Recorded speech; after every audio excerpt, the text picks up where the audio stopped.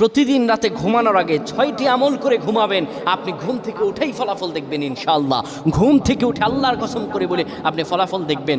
ঘুমাবেন আপনি গুনার বোঝা নিয়ে, ঘুম থেকে উঠে আপনি নিষ্পাপ হয়ে যাবেন ইনশাআল্লাহ, কোনো গুনাহ থাকবে না। যদি প্রতিদিন আপনি ঘুমানোর সময় এই 6টি আমল করে যেতে পারেন, 3বার করে করবেন।